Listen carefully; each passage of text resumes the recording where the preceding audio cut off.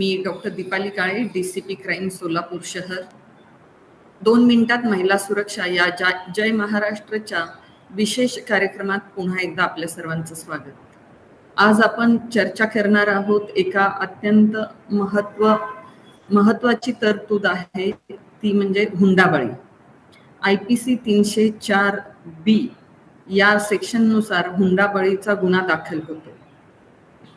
याच्यामध्ये असं म्हटलेलं आहे की जर एखाद्या विवाहितेचा मृत्यू मग जर तो अनैसर्गिक कारणानं झाला आणि तो जर लग्नापासून 7 वर्षाच्या आतमध्ये झाला आणि मृत्यूपूर्वी त्या महिलेला तिच्या सासरच्यांच्याकडून क्रूर वागणूक दिली गेली असं जर सिद्ध झालं तर त्याला आपण म्हणतो की हुंडाबळी झालेला आहे. मग क्रूर वागणूक असेल किंवा त्याच्यामध्ये हुंड्याची मागणी असेल, अशा पद्धतीनं जर तिची हॅरेसमेंट झाली असेल आणि त्या महिलेनं जर अनैसर्गिकपणे तिचा मृत्यू झाला असेल, म्हणजे त्याच्यामध्ये तिनं जर स्वतःला जाळून घेतलेलं असेल किंवा विष पिलेलं असेल किंवा विहिरीमध्ये उडी मारून महिला आत्महत्या करतात, अशा पद्धतीनं जर तिचा अनैसर्गिक मृत्यू झाला असेल तर त्याच्यामध्ये हुंडाबळीनुसार गुन्हा दाखल होतो.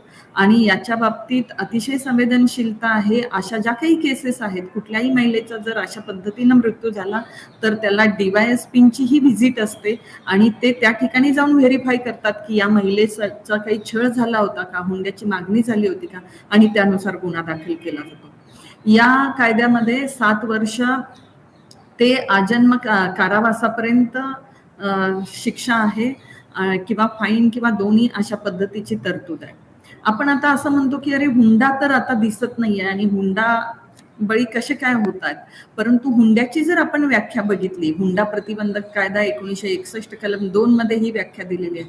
ती व्याख्या बघितली तर आपल्याला असं दिसतं की विवाहातील एका पक्षानं अन्य पक्षास किंवा विवाहातील कोणत्याही पक्षाच्या आई वडिलांनी अगर अन्य व्यक्तींनी दुसऱ्या पक्षास कोणतीही मिळकत, किमती दस्तऐवज देणं किंवा देण्याचं ठरवलं आणि जर ते समक्ष दिलं किंवा अप्रत्यक्ष दिलं, लग्नापूर्वी देवो किंवा लग्नानंतर देवो किंवा लग्नाच्या वेळी देवो, त्याला हुंडा म्हटलं जातं.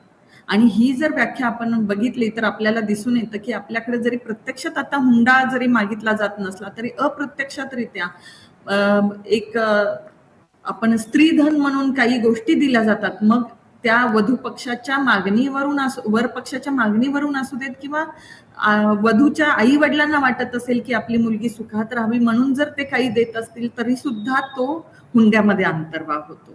आणि मला असं वाटतं की हे जे काही हुंडा मागणी आहे त्याच्यामुळे जे काही स्त्रियांचं घटतं प्रमाण आहे त्याला हा एक मोठा घटक कारणीभूत आहे. कारण मुली या लायबिलिटीज आहेत असं समजलं जातं, परंतु मी तर असं म्हणते की मुली या लायबिलिटीज नाही आहेत तर त्या ऍसेट आहेत.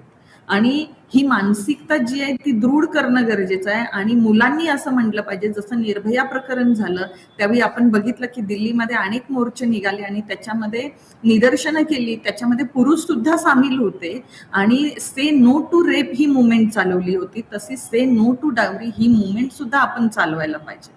जेव्हा मी हुंडाबळीच्या बाबतीत अनेक शाळा कॉलेजेसमध्ये या विषयावर बोलते तेव्हा असं दिसतं की लोक म्हणतात की मॅडम हुंडाबळीमध्ये तिची सासू सुद्धा आरोपी आहे, मग आपण पुरुषांच्या विरोधी का बोलताय.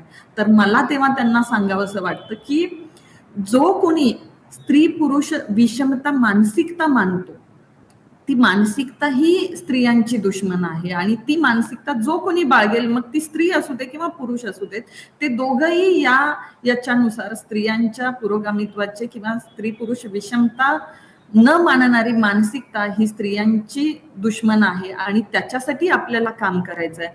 त्यामुळं आपण या नवरात्रीमध्ये संकल्प करूया की इथून पुढे आपण हुंडा घेणार नाहीये. आणि याच्यामध्ये फार मोठा वाटा आहे आजच्या नवीन तरुण पिढीचा.